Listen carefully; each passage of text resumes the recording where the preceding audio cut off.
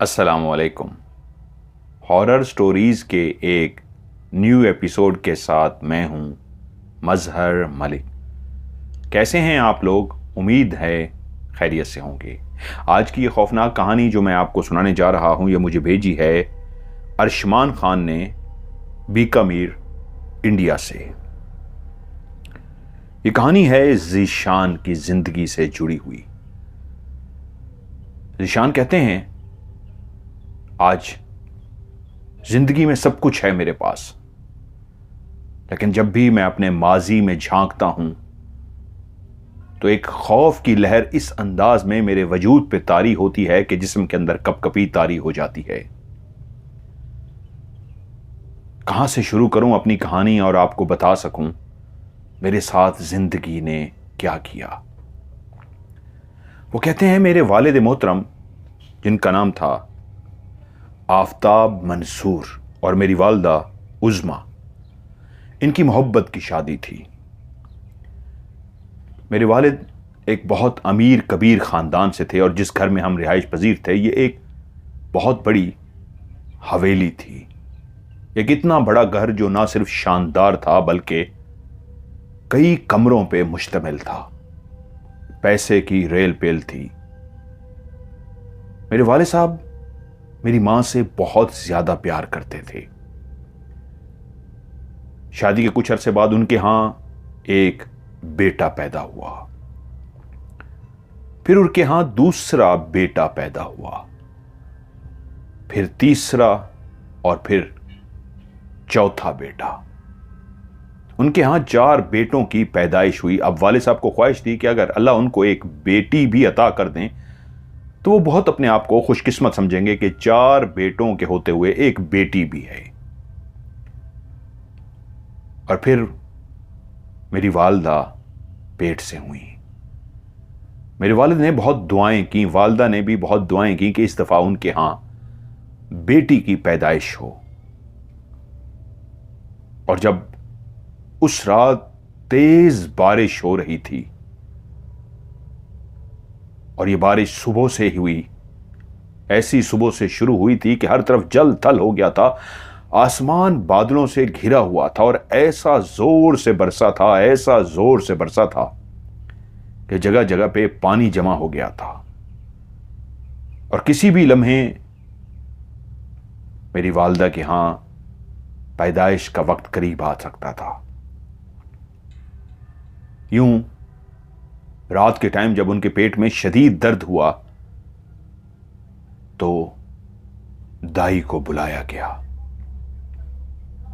उस बरसती तेज बारिश, गरजते बादलों और चमकती बिजली के जोर जोर के झटके जो पूरे आसमान को इस अंदाज में रोशन कर देते और बादल ऐसे जोर से गरजता कि लोग सहम जाते।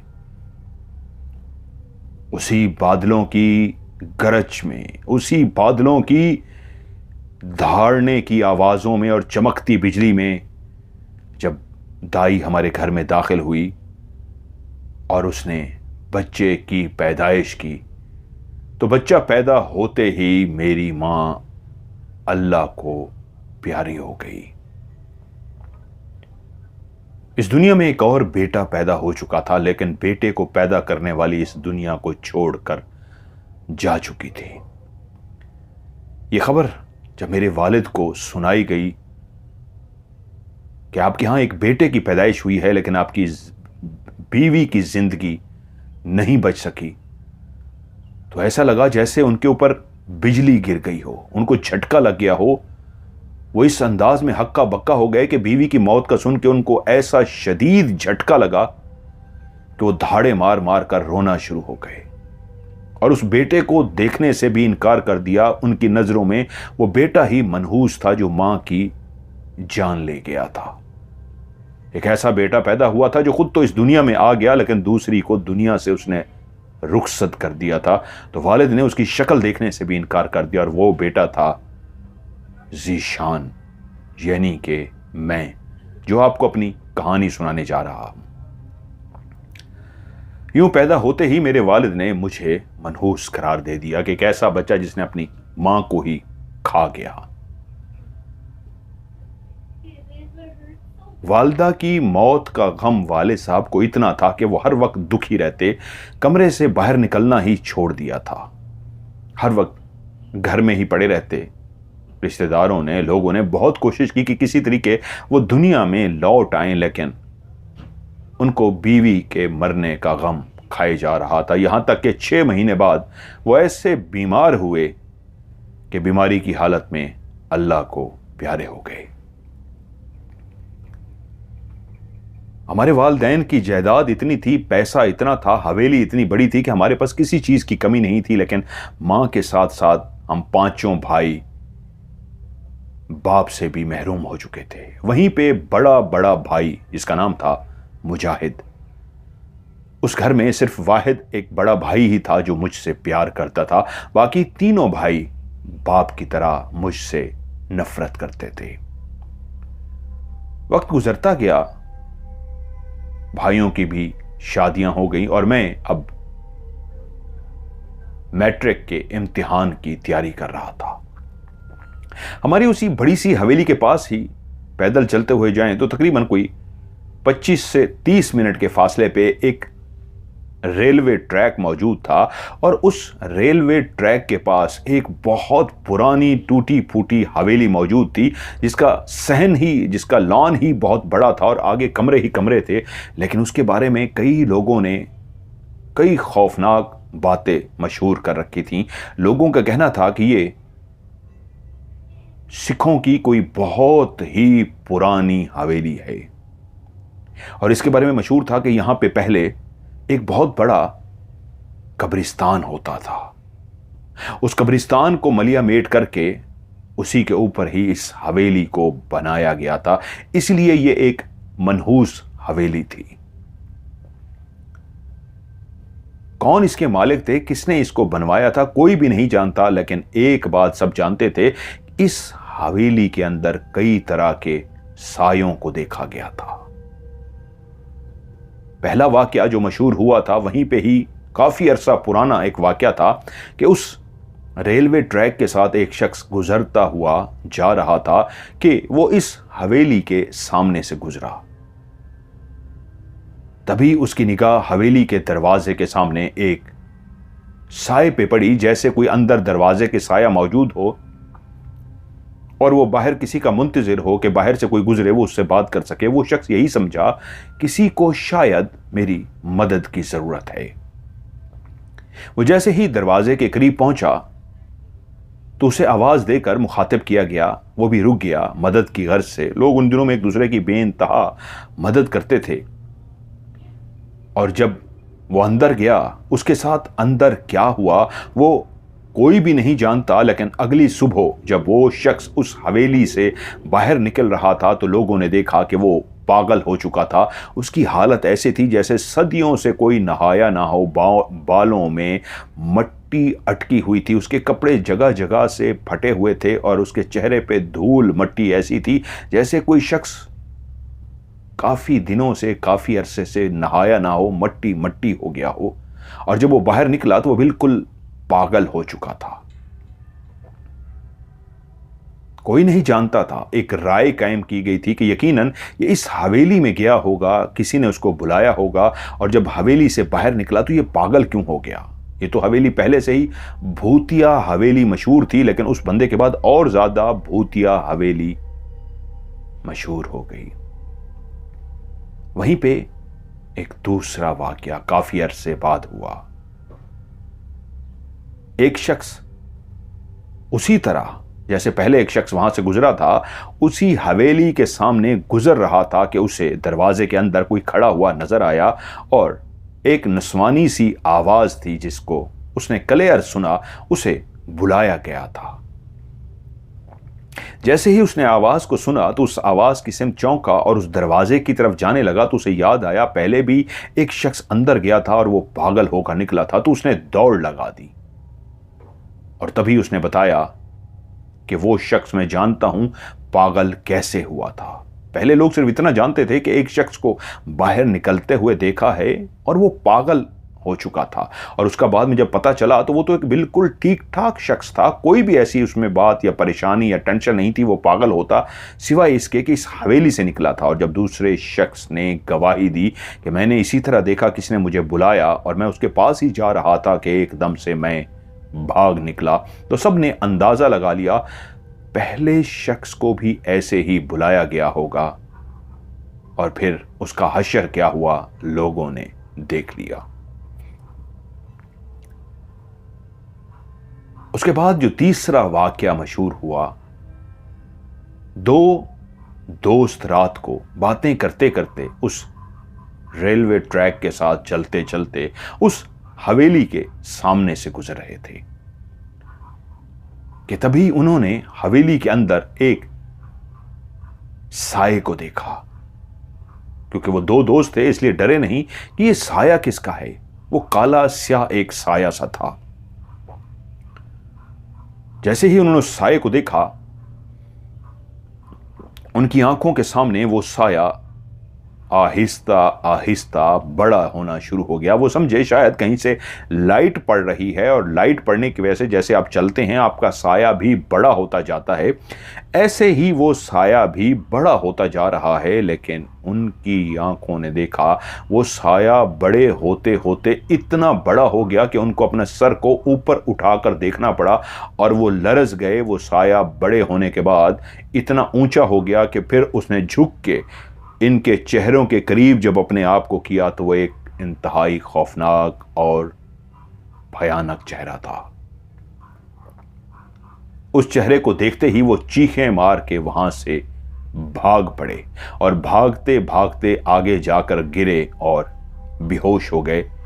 बचत ये हुई कि उस हवेली से, मनहूस हवेली से काफी दूर जाके वो गिरे थे और बेहोश हो गए थे। और जब सुबह लोगों ने उनको देखा, बेहोशी की हालत में उठाकर ले गए और जब उनको होश आया तो उन्होंने बताया कि उन्होंने उस हवेली में क्या देखा था। उसके बाद भी काफी ऐसे वाक्य मशहूर थे। बहुत सारे लोग नहीं मानते थे, वो कहते थे ऐसे वहम है, खौफ है, ऐसा कुछ भी नहीं है। लेकिन उनके बारे में मशहूर था कि जब वो इस हवेली के अंदर दाखिल हुए और जब वो बाहर निकले तो वो भी पागल हो चुके थे। यूं इस हवेली के करीब कोई भी नहीं जाता था। मैंने भी उस हवेली को कई दफा दूर से देखा था, लेकिन दिन की रोशनी में बहुत ही खौफनाक हवेली थी। शायद टूट फूट का शिकार हो गई थी, इसलिए दीवारों में दरारें पड़ गई थी, शायद इसलिए। लेकिन अभी भी उसकी छतें, दीवारें, दरवाजे सब कुछ मौजूद था, सिवाय इसके कि वो बहुत पुरानी हो चुकी थी। पुराने वक्तों की बनी हुई एक बेहतरीन हवेली, जिस वक्त इसको बनाया गया होगा उस वक्त की एक शानदार हवेली, लेकिन अब एक टूट फूट का शिकार, इंतहाई भयानक भूतिया हवेली। मैं जब उसके सामने से कभी गुजरता था दिन की रोशनी में तो लरज जाता था कि कौन इतना बहादुर होगा कि रात के पहर इस हवेली में दाखिल होने की जुर्रत करता होगा, जिसकी दीवारों को, जिसकी छतों को देख के इतनी वहशत टपक रही है, इतना डर लग जाता है। क्या कोई ऐसा भी बहादुर होता है जो अंदर जा सके? लेकिन क्योंकि मैं पैदा होते ही अपनी मां को खा गया था और मेरे बाप ने ये जब जुमले कहे थे, ये मनहूस है, इसे मेरे सामने मत लाओ, मैंने तो नहीं सुना था, मैं छोटा था क्योंकि 6 महीने बाद ही बाप मर गया था। लेकिन मेरे बड़े भाई मुजाहिद को छोड़ के बाकी तीनों भाई इस जुमले को कई दफा मेरे सामने दोहराते थे कि ये ज़ीशान, ये तो है ही मनहूस। बाबा क्या कहते थे कि इसको मेरे सामने मत लाओ, ये तो पैदा होते ही अपनी मां को खा गया है, ये मनहूस है। सिर्फ बड़े भाई मुजाहिद मुझसे प्यार करते थे, उससे छोटे जाहिद, जुबैर, वो हमेशा उसी तरह बात करते जिस तरह बाप ने मेरे बारे में कहा था। सॉरी, 4 भाई, 3 इससे बड़े और चौथा ज़ीशान। तीनों भाई अब शादीशुदा थे और बचपन से मैं रवैयों को देखता आ रहा था। सिर्फ बड़े भाई ऐसे थे, मुजाहिद, जिनका रवैया अच्छा था, बाकी दोनों का रवैया मुझसे बहुत ही बुरा था। और जब उनकी शादियां हो गई तो उनकी बीवियां भी मुझसे वही रवैया रखती थीं जैसे भाइयों का रवैया था। फर्क यह था कि इस घर में अब 3 भाई और तीनों की बीवियां थीं। तीनों ही भाभियां मुझसे नफरत करती थीं, मुझे झड़क देती थीं, वो भी मुझे मनहूस समझती थीं। मुजाहिद भाई सिर्फ एक बड़े ऐसे भाई थे जो मुझसे प्यार करते, मेरे सर पे शफकत से हाथ फेरते और बड़े भाइयों की तरह, वालिद की तरह मोहब्बत से पेश आते। लेकिन उनकी बीवी भी हमेशा मुझसे उखड़ी कुखड़ी रहती और जब भी उसको मौका मिलता वो भी शदीद ताने मारती मुझे। जब आप मैट्रिक में पहुंच जाते हैं तो उस वक्त इतना शऊर आपके अंदर आ चुका होता है कि घर के उस रवैये ने जहां मुझे ये बावर करा दिया था कि मैं एक मनहूस हूं। मैं जब पैदा हुआ था मैं तो नहीं जानता था हालात क्या थे, लेकिन भाइयों ने बताया था, भाभियों ने कई दफा कहा था, पैदा होते ही पहले मां को और फिर मां के बाद बाप को मारने वाला भी तू है, तेरी वजह से बाप मर गया, तू मां बाप को खा गया है, मनहूस है।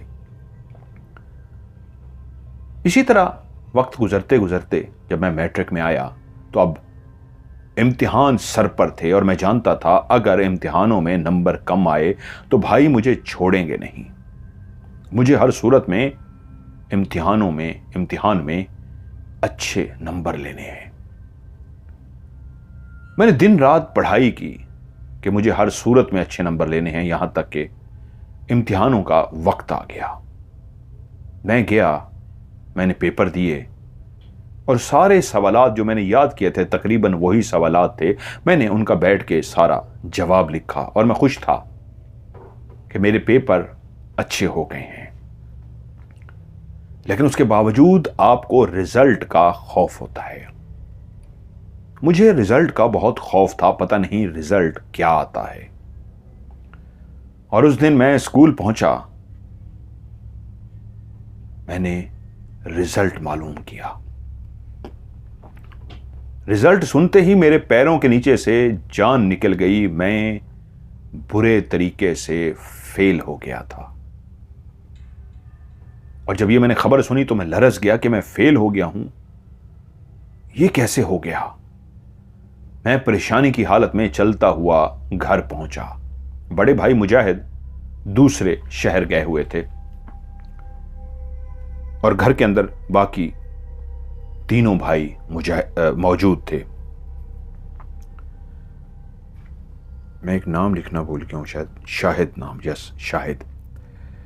मुजाहिद भाई घर में नहीं थे, उनसे छोटे शाहिद, जुबैर और जाहिद।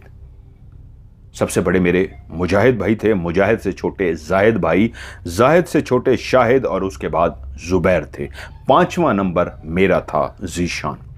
उस दिन जब मैं घर पहुंचा तो मुजाहिद भाई किसी दूसरे शहर गए हुए थे। घर में जाहिद, शाहिद और जुबैर मौजूद थे और चारों भाभियां मौजूद थीं।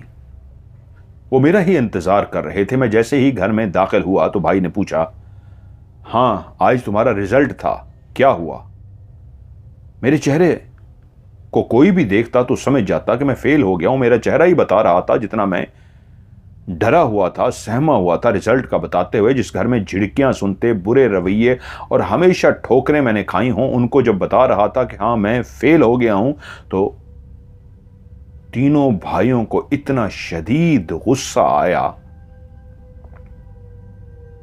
कि तू हमारी बदनामी का बायस बनेगा।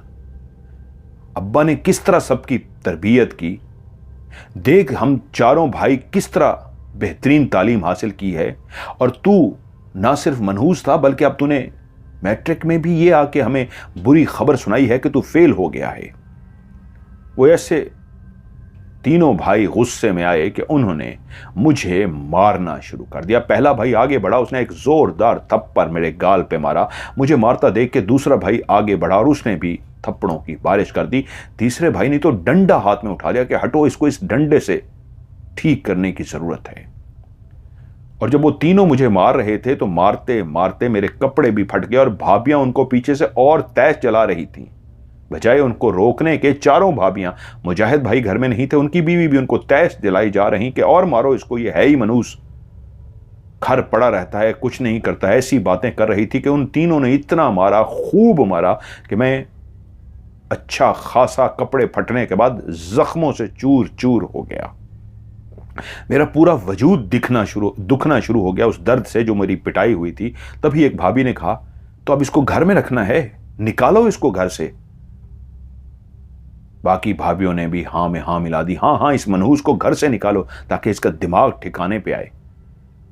सबकी इज्जत खाक में मिलाकर इसने रख दी है। जब सबको बताएंगे ये फेल हो गया है तो लोग कैसे उंगलियां उठाएंगे इस खानदान पे, इस बड़े खानदान पे। भाइयों ने मुझे धक्के मारकर घर से बाहर निकाल दिया, निकलो इस घर से। जब मैं स्कूल गया था और मुझे पता लगा था मैं फेल हो गया हूं, मैं तो डर की वजह से घर ही नहीं जा रहा था। इसलिए तो मैं रात के टाइम घर गया था, लेकिन मैं नहीं जानता था वो पहले से ही मुंतजर थे। मैं तो इसलिए चुप करके गया था, सो गए होंगे, मैं आराम से जाऊंगा और अपने कमरे में चला जाऊंगा, लेकिन वो पहले ही इंतजार में थे। तभी उन्होंने मुझे आड़े हाथों लिया था और बेइंतहा मारा और रात के उस पहर घर से बाहर निकाल दिया। भूखा प्यासा, फटे हुए कपड़े, जिस्म पे खराशें आई हुई, चोटें लगी हुई, शदीद दर्द के साथ मैं घर से तो निकल पड़ा। कहां जाऊं? दिमाग में एक आवाज मुसलसल गूंज रही थी, ये मनहूस है, मनहूस मां को खा गया, फिर बाप को खा गया, मनहूस मनहूस। और वो लफ्ज की गर्दान बार बार मेरे दिमाग में थी। चलते चलते चलते कितना दूर मैं घर से निकल आया मुझे नहीं पता कि मैं फैसला कर चुका था, घर के करीब जो रेलवे ट्रैक है उस पटड़ी पे जाके बैठता हूं और उस रेल के ट्रैक पे आज मैं अपनी जान दे दूंगा। हाँ, मेरे जैसे मनहूस को जिंदा नहीं रहना चाहिए। और मैं जब रोता हुआ, आंसू बहाता हुआ रेल के उस ट्रैक पे पहुंचा तो इंतजार था जिस वक्त भी रेल आए तो मेरे जिस्म को कुचलती हुई यहां से चली जाए ताकि इस मनहूस जिंदगी से मैं आजाद हो सकूं। अभी उस रेल की पटड़ी पे मैं बैठा था, रो रहा था अपनी मनहूसियत पे, अपनी जिंदगी पे, और खुदा से बैठ के गिला कर रहा था कि या अल्लाह, तूने कैसी जिंदगी बनाई है। मां मरी, क्या मैंने मारा था? बाप ने मुझे देखा तक भी नहीं जो सुनता आया हूं। उसके बाद बाप भी बीमार होकर चल बसा, इसमें मेरा क्या कसूर है? अगर तूने इस दुनिया में भेजना था, पैदा करना था, तो नसीब तो अच्छा बना के भेजता। ऐसा नसीब बना के भेजा कि मनहूसियत का दाग लग गया। बाप नफरत करता रहा और अब भाई तक नफरत करते हैं, यहां तक कि घर से निकाल दिया है। खुदाया, तू ऐसे इंसान को पैदा ही क्यों करता है जिसका नसीब तो ऐसा लिख देता है? इससे तो अच्छा तो खुद पैदा ही ना कर, पैदा होते ही मार देता, मां की बजाय मैं मर जाता। मैं ये बैठा सोच ही रहा था, खुदकुशी के इंतजार में बैठा था कि तभी एकदम से दिमाग में ख्याल आया, खुद मरने से बेहतर है वो दूर जो भूत बंगला बना हुआ है उसके पास क्यों ना चला जाऊं। हाँ, कौन है वहां पे? जिन होंगे, भूत होंगे, चुड़ैलें होंगी, कुछ भी होगा, वो मार देंगे तो ज्यादा अच्छा है। खुदकुशी से तो बेहतर है कि वो भूत, वो आत्माएं, वो चुड़ैलें मुझे मार दें। उसी लम्हे मेरे कानों में एक आवाज सुनाई दी, ज़ीशान। मैं एकदम से चौंका, मुड़ के पीछे देखा तो कोई भी नहीं था, लेकिन एक आवाज सुनाई दी थी। इधर इधर कोई भी नहीं था। मैं अपनी जगह से खड़ा हो गया और मेरे कदम खुद ब खुद उस भूत बंगले की तरफ चल पड़े। मैं चलता चलता उसके लोहे के बने हुए बड़े से गेट के पास पहुंच गया।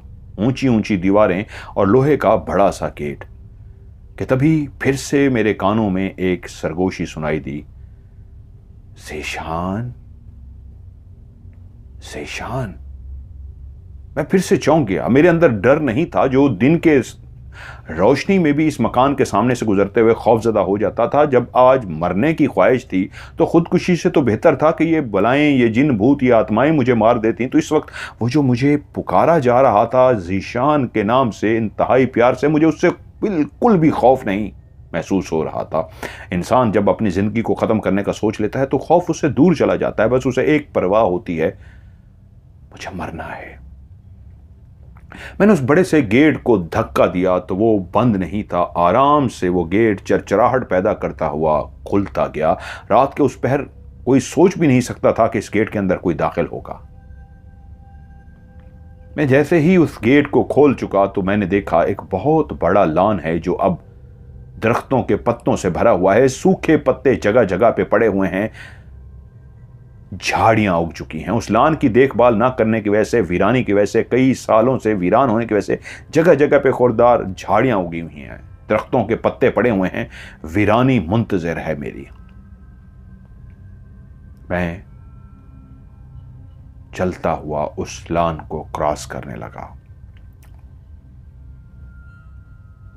लान से चलते चलते मैं उस बड़ी सी हवेली के उकबी दरवाजे के करीब पहुंच गया।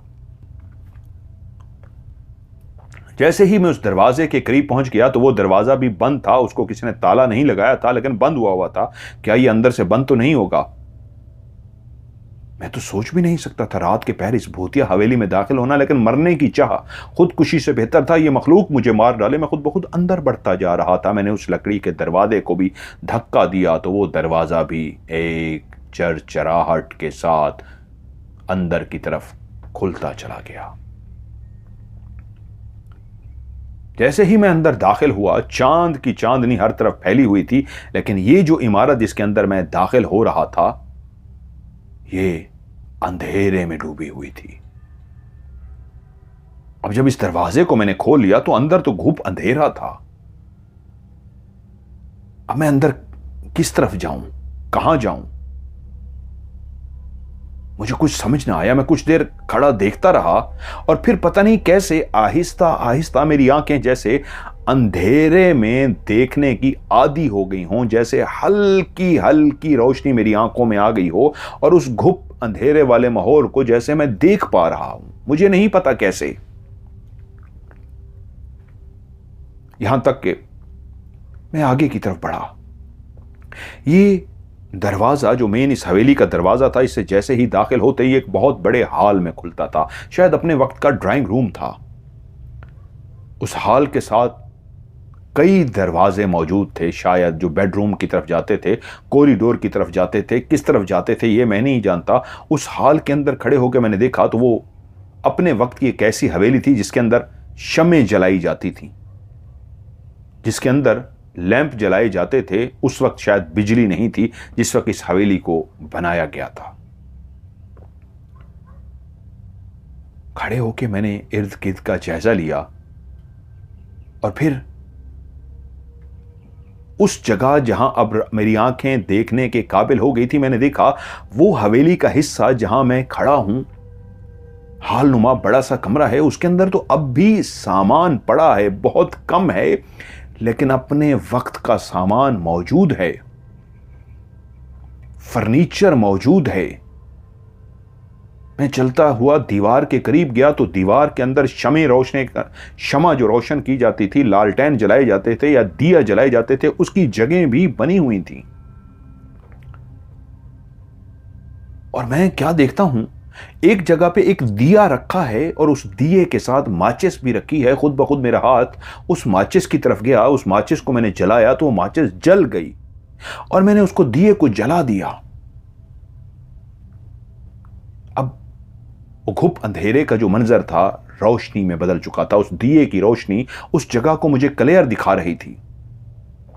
धुंधली धुंधली मेरी आंखें जो उस घुप अंधेरे को देखने की आदी हुई थी, उस दिए के जलने की वजह से अब पूरा मंजर क्लियर था।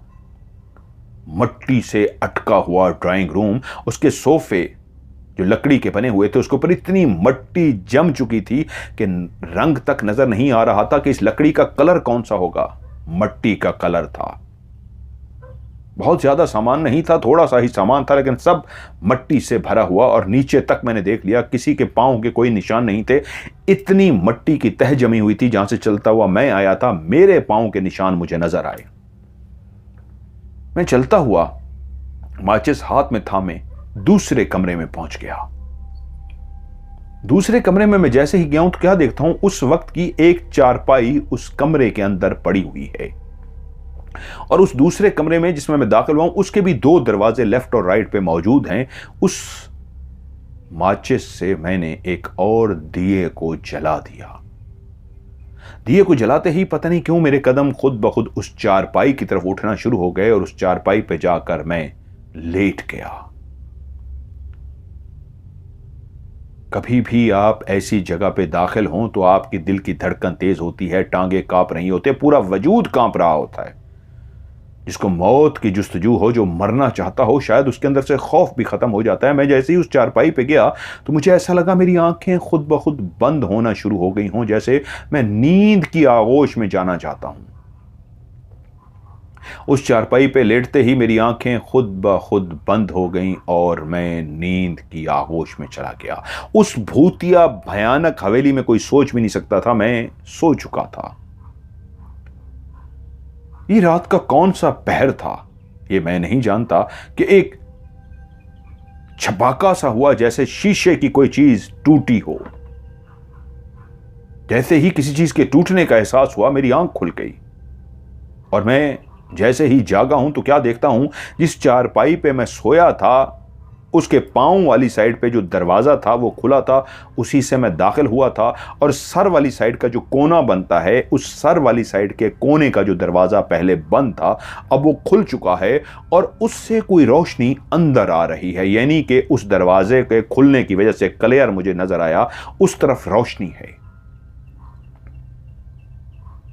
मैं उस चारपाई से उठकर बैठ गया और खुद ब खुद उस दरवाजे की तरफ जाना शुरू हुआ।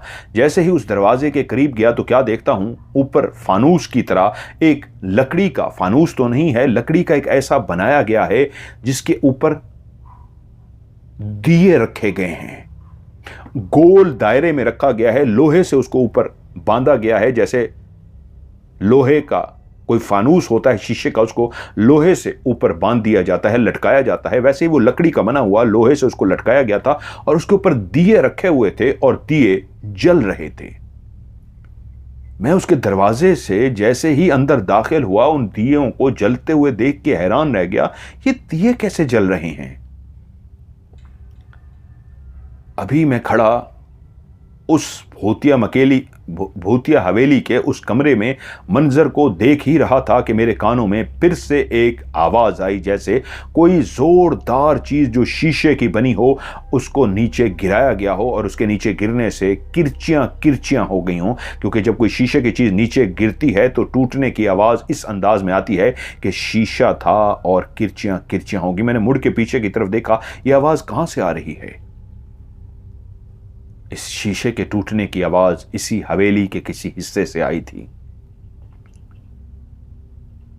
कि उसी लम्हे फिर से मेरे कानों ने एक प्यार भरी आवाज को सुना, ज़ेशान, ज़ेशान। ये एक मर्दाना सी आवाज थी, लेकिन बहुत ही प्यार से मुझे पुकारा गया था।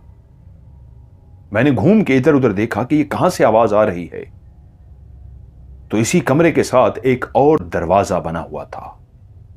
जैसे ही मेरी निगाह उस दरवाजे पे पड़ी, शायद ये आवाज उस दरवाजे की दूसरी तरफ से आई थी और उसी लम्हे मुझे महसूस हुआ उस बंद दरवाजे के पीछे जैसे कोई मौजूद हो। मैं चलता हुआ उस दरवाजे के पास गया और जैसे ही मैंने उस दरवाजे को धक्का दिया,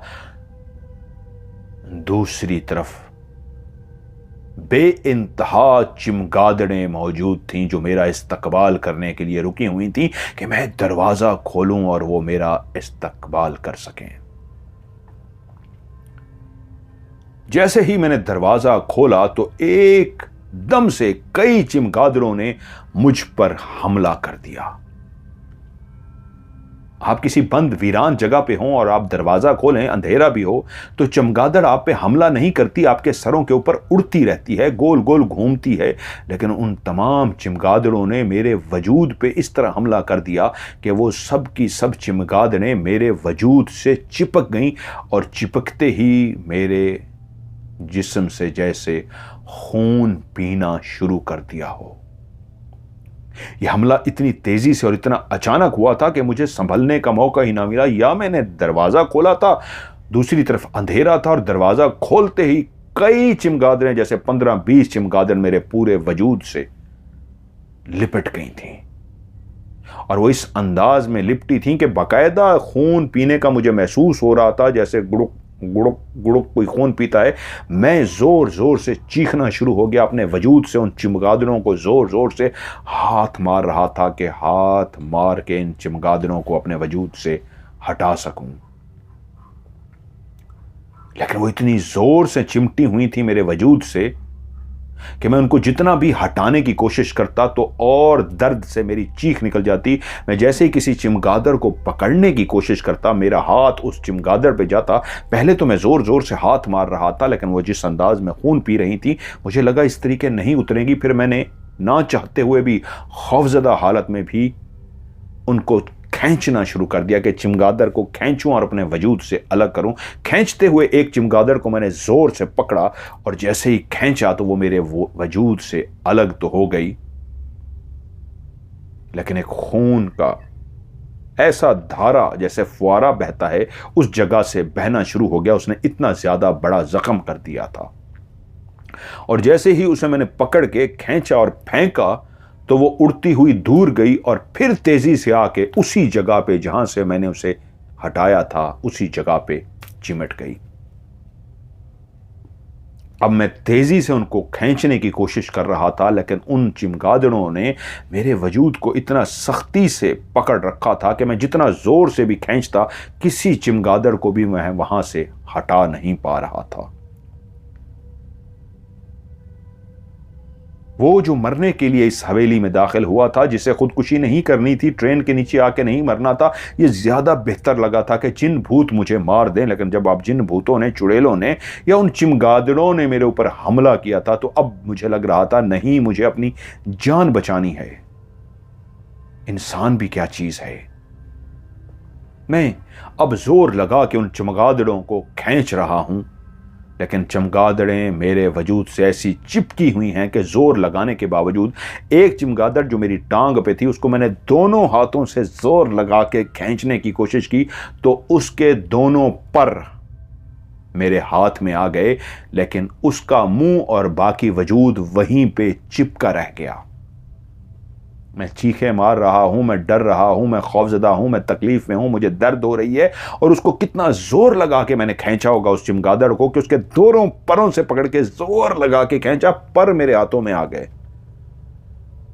लेकिन उसका मुंह मेरे वजूद के जिस घुटने पे चूस रहा था, खून पी रहा था, वो वजूद, उसका मुंह वहीं चिपका रहा। यह लम्हा ऐसा था कि अब मुझे कुछ भी समझ ना आए कि मैं क्या करूं, मैं कर भी क्या सकता था। मैं बाहर की तरफ भागता, ये होश ही नहीं था। मैं उस कमरे की तरफ खड़ा था जहां पे लकड़ी का वो एक फानूस की तरह जंजीर से बंधा हुआ लटका हुआ था और उसके ऊपर दिए जल रहे थे। और उसी कमरे में ये चमगादड़ें मेरे ऊपर चिमटी हुई थी कि तभी मेरे कानों ने एक कहके की आवाज सुनी। एक कहका इसी कमरे में गूंजा जैसे कोई हंस रहा हो। जैसे इस कहके को मैंने सुना तो मैंने अपने दर्द को भुला के इधर उधर देखने की कोशिश की तो एक नहीं, मेरे इर्द गिर्द कई कहके सुनाई दिए, जैसे कहके लगाने वाले मर्द भी हों और औरतें भी हों। मर्द और औरतें उसी कमरे के अंदर मेरे ऊपर कहके लगा रहे थे कि तभी उन कहकों की सिर्फ जिनको मैं आवाज सुन पा रहा था कि उसी लम्हे मेरे वजूद को चिमगादड़ों ने इतनी जोर से और काटा। पहले भी दर्द हो रहा था, वो मेरे वजूद को काट रही थी कि उस लम्हे और इतने जोर से काटा कि मैंने एक जोरदार चीख मारी और चीख मारते ही मैंने देखा मेरे इर्द गिर्द काले स्याह साए मौजूद हैं और उन काले स्याह सायों ने एक दूसरे के हाथ पकड़े हुए हैं, जैसे कोई बच्चे बचपन में खेलते हैं, गोल दायरा बना लेते हैं, एक दूसरों के हाथ को पकड़ लेते हैं और हाथों को पकड़ के गोल गोल घूमते हैं। तभी मैंने देखा ऐसे मेरे बिल्कुल इर्द गिर्द कई काले स्याह चेहरे, जिनके मैं चेहरे नहीं देख पा रहा था, वो काले स्याह साए की तरह थे। उन्होंने हाथों में हाथ पकड़े हुए थे और वो गोल गोल घूम रहे थे और जोर जोर से हंस रहे थे। उस दर्द की वजह से जो पहले भी हो रहा था, पहले भी चीखें मार रहा था, लेकिन चिमगादड़ों ने उस लम्हे इतने जोर से काटा था कि एक बहुत तकलीफ से भरी हुई मेरी चीख निकली थी। और उसी लम्हे वो मैंने सायों को गोल गोल घूमते हुए और हंसते हुए देखा था कि तभी एक और दरवाजा जो सामने बना हुआ था धड़म से खुल गया, ऐसे जैसे कोई लात मार के खोलता है, इतने जोर से कि दरवाजा खुलते ही ठा करके लगता है। ऐसे ही दरवाजे को खोला गया। और जैसे ही वो दरवाज़ा खुला तो मैं अपने दर्द को भूल के उसी लम्हे चौंक के मैंने सामने की तरफ देखा तो एक काला स्याह साया, जो इतना काला स्याह था, जो बाकियों से ज्यादा क्लियर नजर आ रहा था। बाकी काले स्याह साए जो मेरे इर्द गिर्द गोल गोल घूम रहे थे वो धुंधले थे, उनके मैं आर पार भी देख सकता था। यानी जैसे एक ऐसा वजूद या एक ऐसा साया जो आपके सामने मौजूद भी हो, उसकी दूसरी तरफ क्या है या उस साये के आर पार भी आप देख सकें, उनका ये हाल था। लेकिन वो जो साया सामने से दरवाज़ा खोल के आया था वो इतना काला स्याह था कि उसके पीछे क्या है वो मैं मंजर नहीं देख सकता था। बाकी ट्रांसपेरेंट थे, वो वाला ट्रांसपेरेंट नहीं था, उसके मैं आर पार नहीं देख सकता था। उसका वजूद ऐसा था जैसे बालों से भरा हो। वो बाल नहीं थे लेकिन ऐसा था जैसे बालों से भरा हो या धुएं की तरह धुआं जमा हुआ हो। उस धुएं ने एक वजूद को बना रखा हो, लेकिन बहुत ही भयानक। उसकी आंखें सिर्फ मुझे हल्की सी छोटी सी गोल गोल सी, इंसान के नाखून से भी छोटी वो आंखें थीं या क्या, मुझे वो नजर आया। लेकिन वो काला स्याह साया इतने तेजी से मेरे सामने आया और देखते ही देखते मेरे वजूद के अंदर दाखिल हो गया। आखिरी मंजर जो मैंने देखा था, वो साया जैसे ही मेरे करीब दरवाज़ा उसने खोला था, दरवाज़ा खोलते ही वो जो गोल दायरा बनाकर गोल गोल घूम रहे थे, जिन्होंने अपने हाथों में हाथ पकड़ रखे थे, उन्होंने रास्ता छोड़ दिया था। वो इस तरह अलग हो गए थे कि उस काले स्याह साये के लिए उन्होंने रास्ता छोड़ दिया था कि आगे आ सके। और मैं उस खड़े साये को जैसे ही देख रहा था, वो जैसे ही बिल्कुल मेरे करीब आया तो मैंने देखा चमगादड़ें एकदम से मेरे वजूद से अलग हो गईं और ऊपर चली गईं। और वो साया तेजी से, इतनी तेजी से आके मुझे लगा जैसे मेरे वजूद के अंदर वो दाखिल हुआ। जैसे ही वो दाखिल हुआ ऐसा लगा मेरा वजूद बिल्कुल खोखला हो गया हो, मेरे वजूद का वज़न ही ख़त्म हो गया हो, मैं बिल्कुल इंसान ही ना रहा हूँ। ऐसे लगता था जैसे मैं हवा का बना हुआ हल्का फुल्का इंसान हूँ, जैसे कोई हल्की सी हवा चलेगी और गुब्बारे की तरह मैं उड़ जाऊँगा। मेरा वजूद ऐसे ही हल्का फुल्का हो गया था और उस वजूद के अंदर दाखिल होते ही मैं ज़मीन पे गिरा और उसके बाद मुझे कुछ याद ना रहा। जब मेरी आंख खुली तो मैंने क्या देखा, मेरे चारों भाई मेरे बिस्तर के करीब बैठे हैं। मेरी चारों भाभियां उनके पीछे खड़ी हैं। वो सब बेइंतहा परेशान हैं। जैसे ही मैं होश में आया, मेरे बड़े भाई मुजाहिद ने मेरे माथे पे हाथ रखा और कहा, शुक्र है खुदा का इसे होश आ गया। बाकियों के मुंह से भी यही निकला है, यही आवाज निकली, शुक्र है खुदा का इसे होश आ गया है। मैंने सबकी तरफ देखा, सब बेइंतहा फिक्रमंद थे, चारों भाई भी और भाभियां भी मेरे लिए फिक्रमंद थीं। मुझे याद आ गया वो आखिरी मंजर के मैं कैसे मरने के लिए उस भूत बंगले के अंदर गया था। क्योंकि जब आप होश में आते हैं तो सबसे पहले देखते हैं क्या है, ओह ये तो कमरा है, मेरा घर है। मैं अपने घर के अपने बिस्तर पर मौजूद था और मेरे भाई मेरे इर्द गिर्द मौजूद थे, भाभियां पीछे खड़ी थी और सब के सब मेरे लिए शदीद परेशान। लेकिन मुझे वो सारी बातें याद आ गई, वो आखिरी मंजर याद आ गया, चमगादड़ें कैसी अलग हुई थी और कैसे वो काला स्याह भयानक सा साया मेरे वजूद के अंदर दाखिल हुआ था और मैं बेहोश हो गया था। मेरे भाई मुजाहिद की आवाज आई, शुक्र है तुम्हारा बुखार कुछ कम हुआ और तुम होश में आ गए। एकदम से मैंने कहा, मुझे मरने देते ना, तो क्यों लेके आए आप लोग मुझे? मुजाहिद भाई बोले, ये कैसी बातें कर रहे हो ज़ीशान, मरने देते? किस बात के लिए, क्या हुआ है? मैंने तो बहुत बहुत, मेरे आंसू निकल पड़े, मैं रोना शुरू हो गया। मैंने बहुत मेहनत की थी, यकीन माने मैंने बहुत मेहनत की थी। मुझे नहीं पता मैं कैसे फेल हो गया। मुजाहिद भाई आप नहीं थे, इन्होंने मुझे बहुत मारा मेरे फेल होने पे, बहुत मारा, मुझे घर से निकाल दिया। मेरे बाकी भाई बोले, जुबैर, शाहिद, जाहिद, ज़ीशान किसने मारा तुम्हें? तुम्हें किसी ने नहीं मारा। और कौन से फेल होने की बात कर रहे हो, कौन से रिजल्ट की बात कर रहे हो? उसी रिजल्ट की जिसका मैंने आपको बताया था और आपने मुझे मारा था। अरे भाई अभी तो रिजल्ट आने में 4 दिन बाकी हैं। 4 दिन के बाद तुम्हारा रिजल्ट आना है, अभी तो तुम्हारा रिजल्ट आया ही नहीं है और तुम कैसी बातें कर रहे हो? क्या? नहीं, मैं खुद गया था स्कूल पता करने के लिए और पता चला था मैं फेल हो गया हूं। मुजाहिद भाई बोले, लगता है बुखार बहुत तेज जो रहा है वो दिमाग पे असर कर गया है। मेरे भाई परेशान मत हो, ये बुखार की वजह से हुआ है, तुम बहुत तेज बुखार में रहे हो। आज चौथा दिन है, 4 दिन के बाद तुम्हें होश आया है। होश में तुम आते थे फिर बेहोश हो जाते थे, डॉक्टर मुसलसल तुम्हारा ख्याल रख रहे थे, शुक्र है तुम होश में आ गए, ये बुखार की वजह से है। अभी तुम्हारा इम्तिहान का रिजल्ट आना है, किसी ने तुम्हें नहीं मारा तो मेरा वजूद क्यों दुख रहा है? इन्होंने मुझे मारा था, देखें मेरे कपड़े फटे हुए हैं, मेरा वजूद दुख रहा है। मेरे कोई कपड़े फटे हुए नहीं थे। ज़ीशान भाई बोले, बाकी भाई बोले, मुजाहिद भाई बोले, जाहिद भाई बोले, तुम्हारे कोई कपड़े फटे हुए नहीं हैं, और अगर तुम्हारा वजूद दुख रहा है तो वो बुखार की वजह से दुख रहा है। किसी ने कुछ नहीं कहा भाई, तुम्हें जब रिजल्ट ही नहीं आया तुम्हें कोई क्यों मारेगा।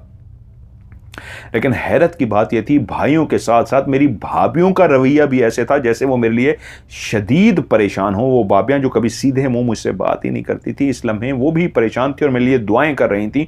और एक बोली रुके मैं इसके लिए ये बना के लाती हूँ, दूसरी बोली मैं यखनी बना के लाती हूँ, तीसरी बोली मैं सूप, भाग दौड़ कर रहे।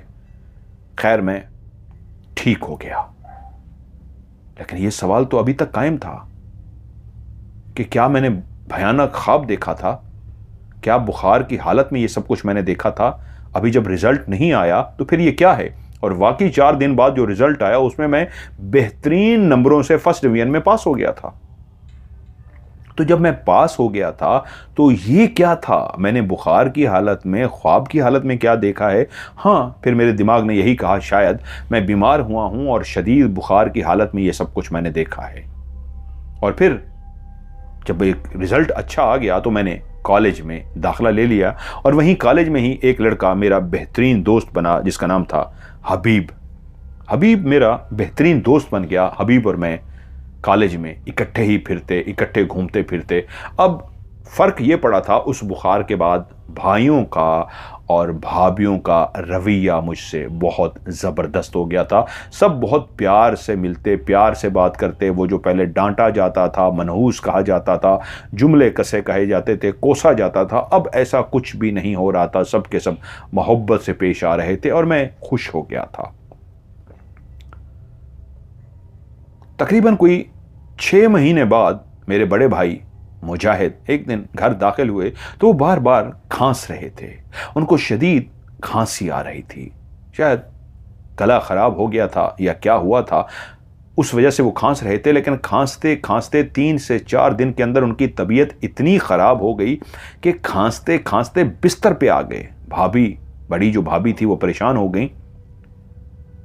और फिर जब डॉक्टरों से आपको खांसी होती है, आप खांसी का शरबत ले आते हैं, मैं भी ले आया था, भाई ले आए थे उनके लिए, लेकिन वो ठीक ही नहीं हो रहे थे। और जब चौथे दिन खांसी शदीद बढ़ गई और उनका जिस्म कमज़ोर हो गया, 4 दिनों में इतना कमज़ोर हो गया उनका जिस्म कि सब परेशान हो गए।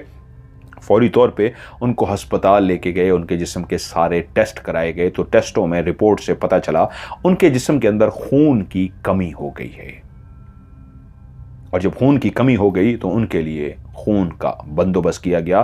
3 बोतलें खून की उनको लगाई गई, और जब 3 बोतलें उनको खून की लगाई गई तो उसके बाद वो ठीक हो गए और हम उनको घर लेकर आ गए।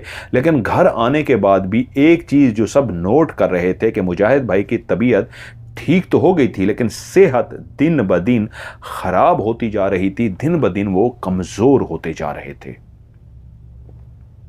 और ऐसे कमज़ोर हुए, डॉक्टरों ने फिर से चेकअप किए, कमज़ोरी की वजह क्या है। वो खाना भी खा रहे थे जिस तरह पहले खाते थे, लेकिन कमज़ोरी थी कि बढ़ती जा रही थी। ठीक होके वापस आए हुए उनको 15 दिन हुए थे। वो काफ़ी ज़्यादा कमज़ोर और हड्डियों का ढांचा हो गए थे। पैसों की कमी नहीं थी, हम एक बड़े घराने से थे, इसलिए बेहतरीन से बेहतरीन इलाज किया जा रहा था। लेकिन उस रात मैं सोया अपने बिस्तर पे, और जब सुबह मेरी आंख खुली तो घर में रोने की आवाज़ आ रही थी। मैं भाग के बाहर निकला तो देखा मुजाहिद भाई के कमरे से रोने की आवाज़ है। मैं भी भागता हुआ अंदर दाखिल हुआ तो क्या देखता हूँ, मुजाहिद भाई बिस्तर पर लेटे हुए हैं, उनकी आंखें खुली हुई हैं और उनका वजूद अकड़ चुका है क्योंकि उनकी रूह परवाज कर चुकी थी। वो मर चुके थे, वो मरे हुए थे। उनकी आधी आंखें खुली हुई थी और छत की तरफ वो देखती हुई आंखें खौफजदा कर रही थी। भाई बहन भाभियां सब रो रहे थे और मैंने जैसे ही अपने उस भाई को देखा जो बाप की तरह मुझसे शफकत से पेश आता था, मेरे आंसू ज़ारो कतार बहना शुरू हो गए। मेरे बड़े बड़े भाई, बस एक खांसी ही तो लगी थी और पता चला था टेस्ट से कि खून की कमी है, खून भी लगवा दिया गया था, फिर भी संभल ना सके थे और रात को सोए और सुबह अल्लाह को प्यारा हो गए। नुजात भाई को दफना दिया गया। जिंदगी फिर से रूटीन पे चल पड़ी कि 8 महीने बाद मुजाहिद भाई से जो छोटे भाई थे जाहिद, सेम उनको उसी तरह खांसी लगी और जैसे ही उनको खांसी लगी तो उनकी भी तबीयत खराब होना शुरू हो गई। वो भी एक रूटीन की खांसी समझे कि रूटीन की खांसी है और इलाज वगैरह के लिए डॉक्टर से गए, दवाई ले आए, लेकिन खांसी थी कि रुकने का नाम नहीं लेती थी। और जब उनको भी 3-4 दिन हुए तो फौरी तौर पे उनको भी डॉक्टर के पास लेकर गए। उनका भी जल्दी से टेस्ट कराया गया तो पता चला उनके अंदर भी खून की कमी हो गई है। उनको भी खून की बोतलें लगाई गई,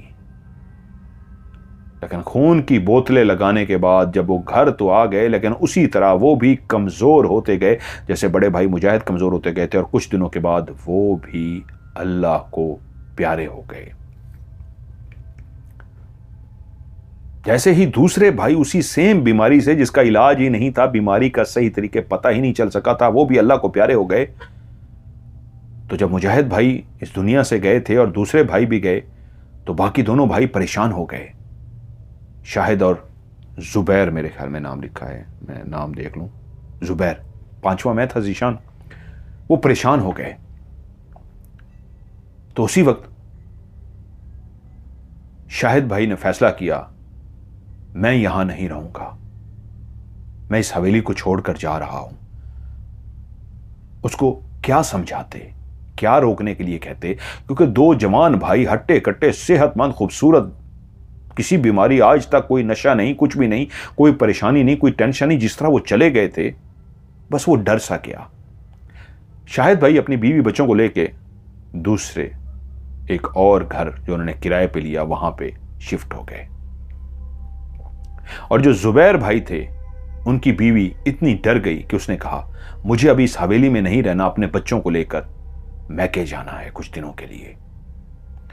भाभी बच्चों को लेकर मैके चली गई। जो दोनों भाई फौत हो चुके थे, उनकी बीवियां अपने बच्चों को लेके, और जायदाद में से काफी पैसा था, जायदाद थी, उनको हिस्सा दे दिया गया था, वो भी अपने मैके चली गई थी। अब इस हवेली में 2 लोग रहते थे, मैं यानी जीशान और मेरे साथ जुबैर भाई, जिनकी बीवी मैके जा चुकी थी। शाहिद भाई तो वैसे ही अपने बच्चों की बीवी के साथ अलग रह रहे थे।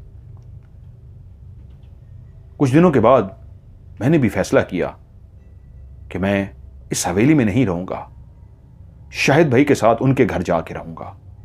मैं तकरीबन 2 हफ्ते के बाद शाहिद भाई के घर जब रहने के लिए गया तो वहां जैसे ही मैं गया, शाहिद भाई ने दिल से मुझे वेलकम किया, भाभी ने, बच्चों ने दिल से वेलकम किया और मैंने रहना शुरू किया। रहते हुए अभी 2 ही हफ्ते हुए थे कि शाहिद भाई को भी वही खांसी शुरू हुई और उसी तरह सेम प्रोसीजर जो दोनों भाइयों के साथ हुआ था, वो भी उसी बीमारी का शिकार हो के अल्लाह को प्यारे हो गए। अब उसी हवेली में अकेले जुबैर भाई रह गए थे। मैं उनको कैसे छोड़ देता। परेशान होके उनके पास आया। उस तीसरे भाई को भी हमने दफनाया। ये हो क्या रहा है, किसी को कुछ समझ ना आया। मैं और जुबैर भाई उस घर में रहते थे, हर तरह की एहतियात करते थे, कहीं खांसी ना हो जाए। बीमारी का तो ट्रेस ही नहीं हो रहा था ना, बीमारी हो किस वजह से रही है। एहतियाती तदाबीर जो भी हो सकती हैं, हम दोनों भाइयों ने बेइंतहा एहतियाती तदाबीर की, लेकिन उसके बावजूद भी जुबैर भाई भी खांसी का शिकार हो गए। जैसे ही खांसी का शिकार हुए तो मैं डर गया और मेरे दिल की धड़कन इस तरह तेज हो गई कि अब ये भाई भी नहीं बचेगा। फिर से मुझे लगा, क्या मैं मनहूस हूं, क्या मेरी वजह से हो रहा है, या जैसे जैसे भाइयों का नंबर था उसी तरतीब से भाई मरते जा रहे हैं। आज अगर जुबैर भाई बीमार हो गए हैं, खुदा ना खास्ता ये भी इस दुनिया से चले गए, फिर तो अगला नंबर मेरा होगा, फिर मैं भी इसी बीमारी से मर जाऊंगा। ये शायद कोई हमारी खानदानी बीमारी है, अब्बा भी इसी से मरे होंगे, मैंने तो अब्बा को नहीं देखा था, मैं तो छोटा था, तो शायद बाकी भाई भी इसलिए मर गए हैं, फिर मैं भी मर जाऊंगा। और फिर जुबैर भाई भी उसी खांसी का शिकार होकर इस दुनिया से चले गए। मेरे लिए ये हवेली एक मनहूस हवेली बन गई थी। मैं इस हवेली में नहीं रहना चाहता था, लेकिन जुबैर भाई की वजह से मैं इस हवेली में आके रहा था, क्योंकि जुबैर भाई अकेले रहते थे, इसलिए मुझे उनके साथ रहना पड़ा था, वरना मैं कभी ना रहता। मैंने हॉस्टल शिफ्ट होने का फैसला किया। वहीं पे हबीब मेरा बेस्ट फ्रेंड था। हबीब ने भी मुझे कहा, वो अकेले ही हॉस्टल के कमरे में रहता था, कि मेरे साथ शिफ्ट हो जाओ। मैं हबीब के साथ हॉस्टल में शिफ्ट हो गया। उन्हीं दिनों कॉलेज के पढ़ाई के दौरान एक लड़की जिससे आमना सामना हुआ, नाजिया, एक बेइंतहा खूबसूरत लड़की, ऐसी खूबसूरत लड़की जो अपनी निगाहें हमेशा झुका कर रखती, और जब भी कॉलेज में आती लड़के उसकी हुस्न की तारीफ करते, लड़के उस लड़की को देखते। वो एक सादा सा लिबास पहन के आती, अपने वजूद को चादर से ढांप के आती, अपनी निगाहों को नीचे रखती, बाल कभी भी खुले नहीं रखते थी, और अगर कभी सर से दुपट्टा नीचे गिर भी जाता तो ऐसे खूबसूरत उसके बाल, उसका खूबसूरत चेहरा देख के सब ही हैरान रह जाते। लेकिन ऐसी सादा और मासूम और शरीफ लड़की किसी की तरफ देखती तक नहीं थी। मैंने भी उसे देखा था। वो बहुत बला की खूबसूरत थी, बहुत मासूम और बहुत हसीन और जमील, लेकिन कभी उसने किसी को नहीं देखा था। मेरा और उसका आमना सामना कई दफा ऐसे हो गया कि एक दफा कॉलेज की दीवार के साथ जैसे आप चलते हुए जाते हैं और आप मुड़ने लगते हैं, मैं जैसे ही आगे मुड़ने लगा तो वो भी उसी वक्त दूसरी तरफ से मुड़ने लगी थी। हम दोनों टकराते टकराते बचे, और टकराने की वजह से उसने आंखें उठा के मुझे पहली दफा देखा। शायद उससे पहले उसने मुझे देखा भी नहीं था। मैंने उसे कई दफा देखा था, और लेकिन मैं कभी भी उसकी तरफ देखने के बाद फौरन अपनी निगाहों को झुका लेता था। उसने जैसे ही मुझे देखा तो वो भी ऐसे शर्मा सी गई, और मैं भी जल्दी से सॉरी करता हुआ रास्ते से हट गया। लेकिन पता नहीं क्या हुआ, नाजिया के दिल में मेरे लिए मोहब्बत जाग उठी। क्योंकि अब मैं देखता था नाजिया उसी तरह ही किताबें उठाए हुए कॉलेज में दाखिल होती, निगाहें झुकी होती, लेकिन जब भी उसे महसूस होता कि मैं कहीं करीब मौजूद हूं तो वो आंखें उठा के मुझे देखती। ये वही नाजिया थी जो पहले कभी किसी को आंखें उठाकर नहीं देखती थी, आंखें झुका कर रखती थी। अब उसकी आंखें मुझे तलाश करती। क्योंकि एक दफा कैंटीन पे बैठे हुए जब मैंने देखा नाजिया अंदर दाखिल हुई, तो कैंटीन पे जब आप दाखिल होते हैं तो देखते हैं कि कौन सी मेज खाली पड़ी हुई है, और आप खाली मेज की तरफ जाते हैं और वहां पे बैठते हैं। उसने भी खाली मेज की तरफ देखा, लेकिन उस खाली मेज से थोड़े ही फासले पे मैं भी बैठा हुआ था। उसने खाली मेज को देख के फिर से निगाहें मेरी तरफ जब की तो मैं समझ गया इसकी निगाहें तो खाली मेज को तलाश कर रही थीं, लेकिन उसने जब मुझे देख लिया तो उसके चेहरे पे हल्की सी मुस्कुराहट आ गई। नौजवानी के दौर में कैसे हो सकता है आप लड़की के चेहरे की उस मुस्कुराहट को पहचान न सकें? मैंने उस मुस्कुराहट को समझ लिया था। वो पसंदीदगी की मुस्कुराहट थी। उसने ना सिर्फ मुझे मुस्कुरा के देखा, बल्कि वो उस खाली टेबल पर इस अंदाज में आके बैठी कि उसका मुंह मेरी तरफ रहे और वो मुझे बार बार देख सके। और हां, उस रात उस टेबल पर बैठ के उसने अपनी निगाहों को झुकाया नहीं था, बल्कि उसकी निगाहें बार बार मुझे देख रही होती थी। मैं जब भी अपना सर उठाकर ऊपर देखता तो वो मुझे देख रही होती थी। उस दिन मुझे एहसास हो गया था उसकी आंखों में पसंदीदगी है। मैंने काफी कोशिश की कि उससे मेरा आमना सामना ना हो, लेकिन एक दिन मैं सर झुकाए बैठा अपने भाइयों के बारे में सोच रहा था कि मेरे कानों ने एक आवाज को सुना। क्या मैं यहां पे बैठ जाऊं? कुर्सी खाली पड़ी थी और मैंने बगैर देखे कि किसने इजाजत चाही है, क्या है, ऐसा ख्यालों में गुम था, मेरे मुंह से निकला शायद हाँ बैठ जाएं। मैं अपने मुजाहिद भाई को, जुबैर भाई को, शाहिद भाई को, जाहिद भाई को सोच रहा था। वो जब बैठ गई और मुझे ख्यालों में उसने गुम पाया तो उसने मुझसे पूछा, आप कुछ खाएंगे? मैं उस फिक्रे से चौंक पड़ा और जब मैंने सर उठा के देखा तो मेरे सामने नाजिया बैठी थी। मैं एकदम से जैसे अपने ख्यालों से लौट आया और मैंने उसे कहा, आप कब आई? उसने कहा, अभी आपसे इजाज़त ली है, मैं बैठ जाऊं? और आपने कहा, हाँ बैठ जाऊं। तो मैं बैठ गई हूं, आप कुछ लेंगे? और नहीं नहीं नहीं नहीं, कुछ भी नहीं। और मैं एकदम से अपनी जगह से खड़ा हुआ और वहां से चला गया। नाजिया उस वक्त क्या समझी ये तो मैं नहीं जानता, लेकिन शायद वो मौके की तलाश में रही कि कहीं मौका हो और मुझसे बात कर सके। एक दफ़ा उसने मुझे कहा, मुझे आपसे एक बात करनी है। मैंने उसे कहा, जी बताइए। उसने कहा, कॉलेज के बाद, जब कॉलेज की छुट्टी होगी उसके बाद मैं आपको वो फलां जगह पे दरख्त जो है उस दरख्त के पास मिलूंगी, आपका इंतज़ार करूंगी। मैंने कहा, ठीक है। कॉलेज की छुट्टी हो गई और मैं जब उस दरख्त की तरफ जाने लगा तो वो पहले से वहां मेरी मुंतज़िर थी। मैं जैसे ही चलता उसके पास गया और मैंने उसे कहा, जी बताइए आप क्या कहना चाह रही हैं? ज़ीशान साहब, मुझे गलत मत समझिएगा, मैं कोई ऐसी वैसी लड़की नहीं हूं, लेकिन सच्ची बात यह है, मैंने जब से आपको देखा है मेरे अंदर पसंदीदगी, मैंने कभी सोचा भी नहीं था मैं कभी किसी को इस तरह पसंद करने लगूंगी। मैं आपको पसंद करने लगी हूं और मैं जानती हूं आप उलझे रहते हैं, ख्यालों में रहते हैं। और मुझे कुछ लड़कियों ने भी बताया है आपके भाइयों के साथ जो हुआ है वो बहुत बुरा हुआ है। जिस अंदाज में इस दुनिया से गए हैं उन्होंने आपको हिला कर रख दिया है, इसलिए आप ज्यादा अक्सर सोचों में गुम नजर आते हैं। मैं ये नहीं कह रही आप मोहब्बत का जवाब मोहब्बत से दें, लेकिन पता नहीं क्यों दिल के हाथों मजबूर होकर कहने पे ये मैं मजबूर हूं, मैं आपसे मोहब्बत करने लगी हूं। और मेरी ख्वाहिश ये है कि अगर मुझे जीवन साथी चुनना पड़े तो मैं आपको अपना जीवन साथी चुनूं। मैंने उसकी बातें सुनी और मैंने उसे कहा, नाजिया तुम बहुत अच्छी लड़की हो, मैं जानता हूं बहुत सारे लड़के तुम्हारे पीछे हैं, अमीर कबीर हर तरह के, खूबसूरत भी, और वो तुमसे शादी भी करना चाहेंगे, तुमसे मोहब्बत भी करना चाहेंगे।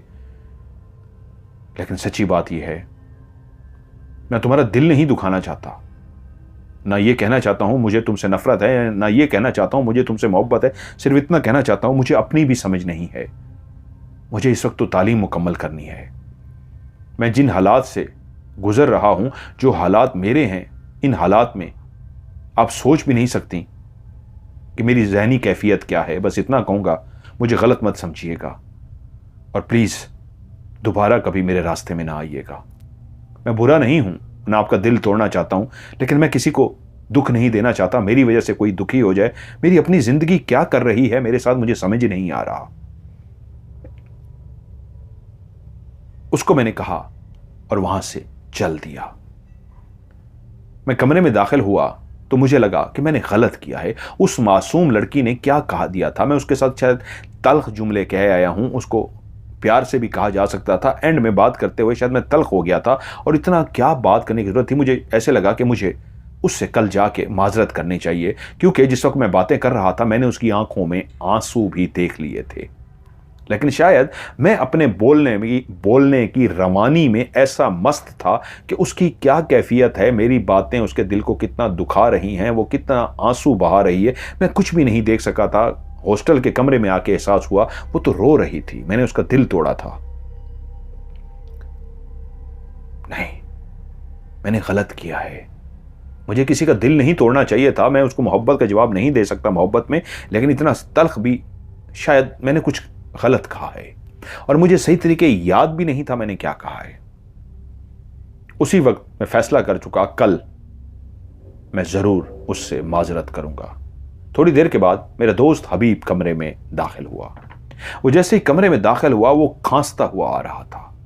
वो जैसे ही खांसता हुआ आया मैं परेशान हो गया कि ये तो खांसी उसी तरह की है।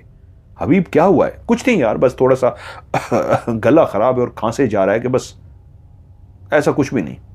लेकिन मैं परेशान हो गया। और फिर हबीब की देखभाल में ऐसा मसरूफ हुआ कि उस रात हबीब सोया और सुबह उठते ही उसे बुखार हो गया। मैंने कॉलेज से छुट्टी कर ली। मुझे वो लड़की भूल गई कि उससे सॉरी करनी थी और उसकी जस्तजू में, उसकी बुखार की केयर करने में, देखभाल में मैंने गुजार दिया। उसका बुखार था कि तेज होता जा रहा था।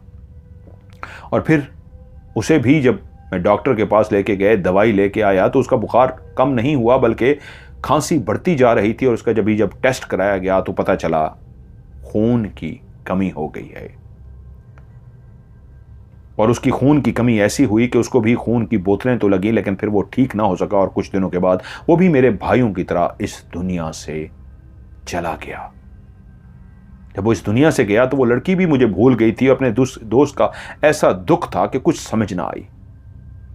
मैं दुनिया से कट के रह गया। उसी कमरे में अकेला रहता, लेकिन एक था, पैसों की तो कमी थी नहीं, कि मुझे बस वकील बनना है, मुझे अपनी तालीम मुकम्मल करनी है। और मैंने दिन रात अपनी तालीम को दिए, यहां तक कि मैं बेहतरीन वकील बन गया। मैंने इम्तिहान पास कर लिया। और जैसे ही इम्तिहान पास कर लिया तो एहसास हुआ कि माँ बाप तो है नहीं, बहन भाई तो है नहीं, शादी भी करनी है। तो शादी का नाम याद आते ही वो लड़की याद आई, नाजिया, जो मुझसे जूनियर थी। ना सिर्फ वो जूनियर थी, अभी भी वो कॉलेज में पढ़ रही थी। मेरी तालीम मुकम्मल हो चुकी थी। मैं कॉलेज रवाना हो गया। नाजिया ने जैसे ही मुझे देखा, उसने मुंह फेर लिया और जल्दी से दूसरी तरफ उसने जाने की कोशिश की, क्योंकि उसके बाद कभी मैंने उसकी तरफ देखा भी नहीं था।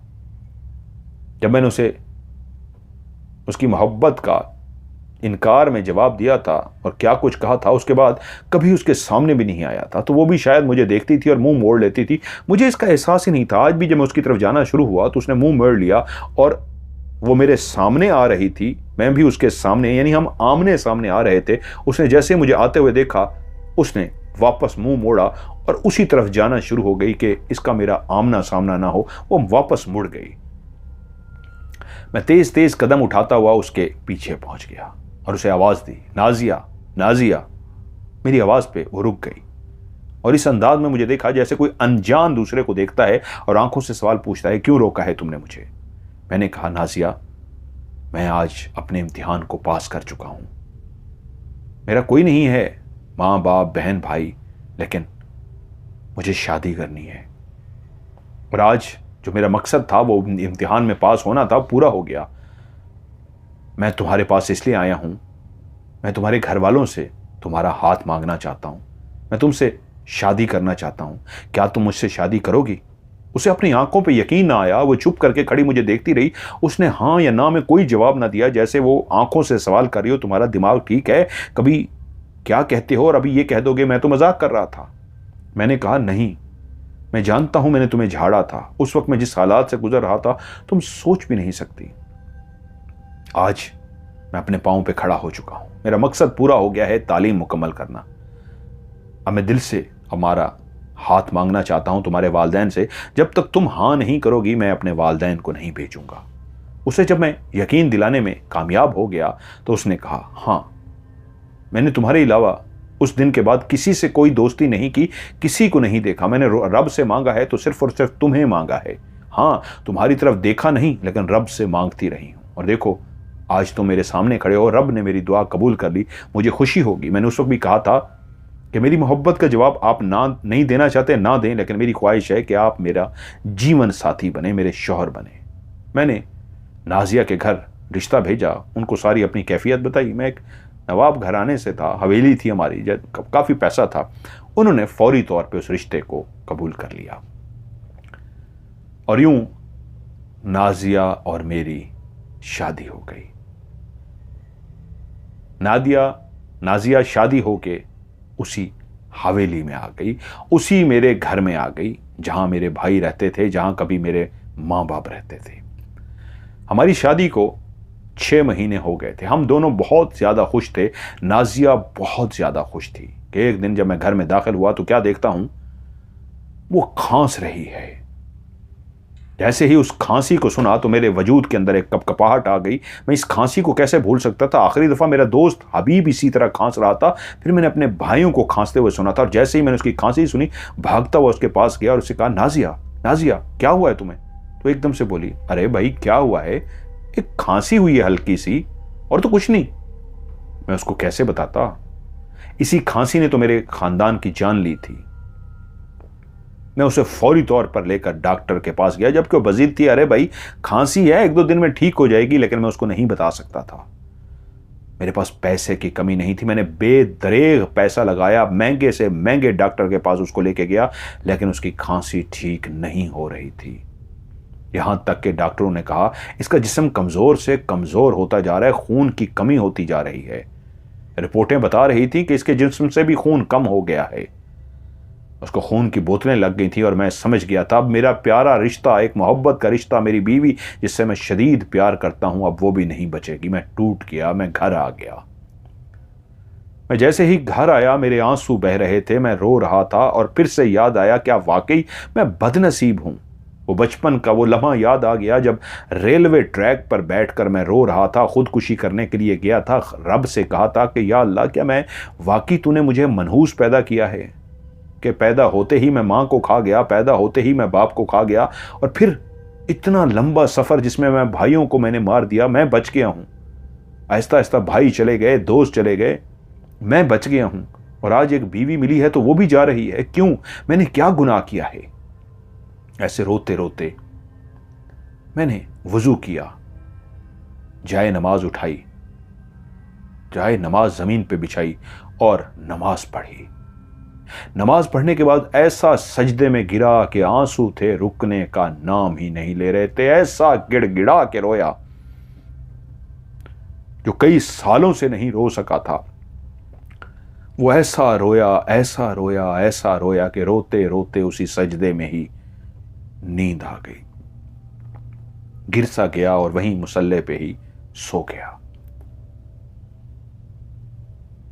मैंने नींद में एक ख्वाब देखा, एक सफेद हस्ती, नूरानी चेहरे वाले, जिन्होंने सफेद चादर सी चेहरे पे ली हुई है, चेहरे को ढका हुआ है, हाथ में तस्बीह है, मुसल्ले पे बैठे हुए हैं और मुझसे मुखातिब हुए, ज़ीशान बेटा,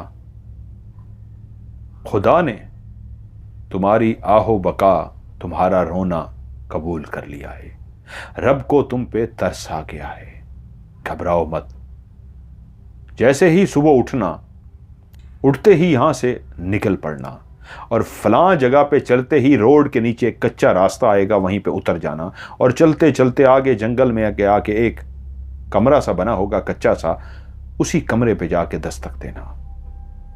खुदा को तुम पे रहम आ गया हो, खुदा को तुम पे रहम आ गया है। और उसके बाद मेरी जब आंख खुली तो मैंने देखा सुबह फजर की अजान हो रही है। एक सदा गूंजी, अल्लाहु अकबर, अल्लाहु अकबर।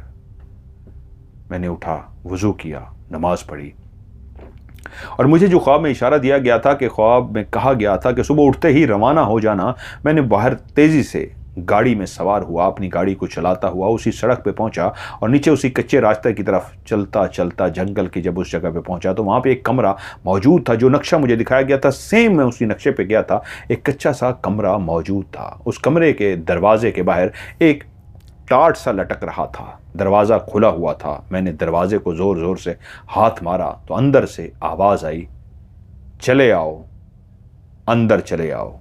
मैंने उस टाट को हटाया, एक कमरा सही था। उस कमरे में जैसे ही देखता हूं, एक सफ़ेद हस्ती जिन्होंने उसी तरह चादर पहन रखी है जैसे मैंने ख्वाब में देखा था, उनके हाथ में तस्बीह है, वो मुसल्ले पे बैठ के इबादत कर रहे हैं। मैंने उनको सलाम किया, उन्होंने मेरे सलाम का जवाब दिया और कहा बैठ जाओ। मैं बैठ गया।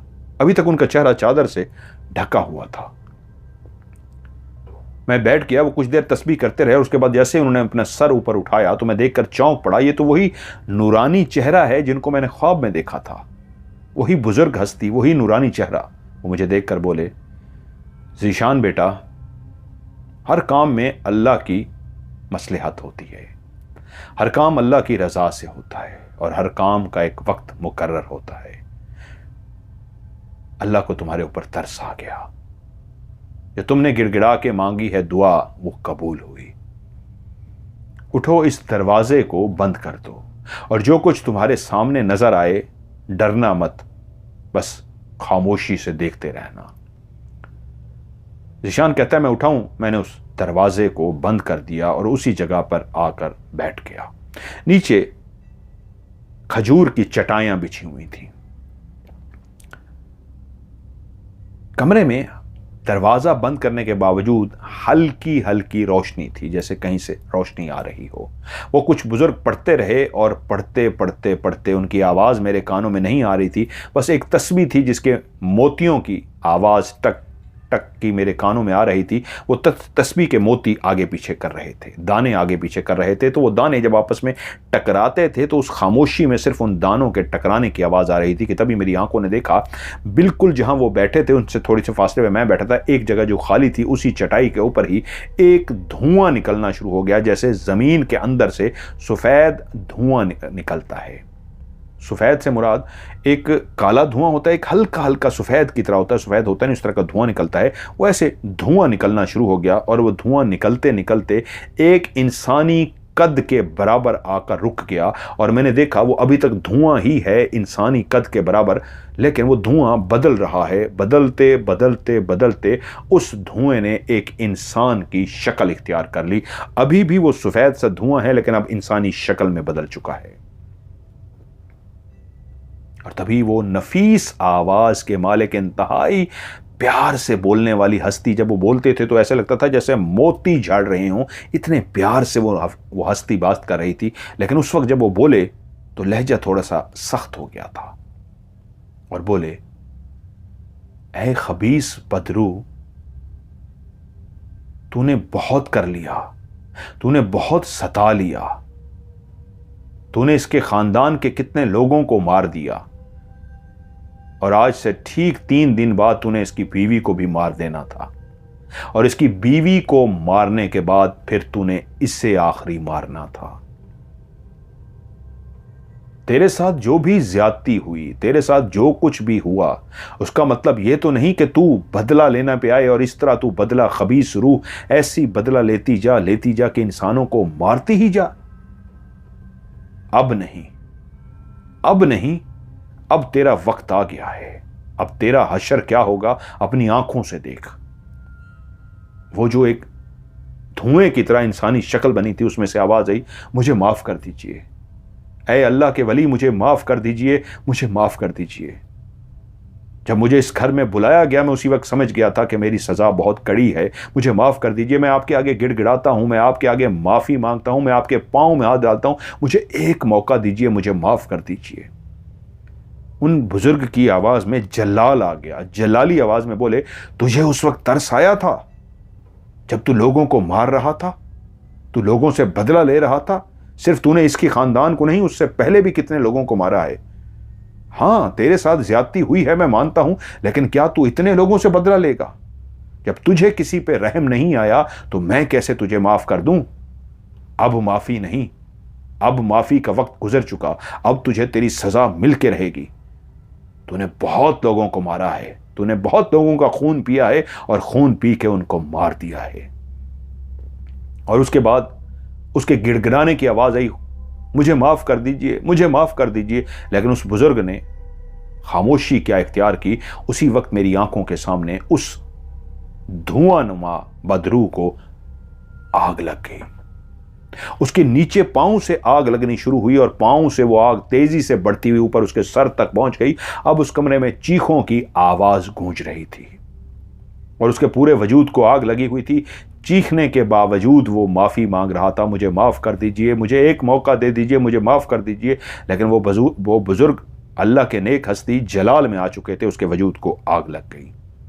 और जैसे उसके वजूद को आग लग गई, वहीं पे देखते ही देखते वो आग पूरे वजूद को अपनी लपेट में लेके वो जैसे धुआं ज़मीन से निकला था उसी तरीके ज़मीन के अंदर चला गया।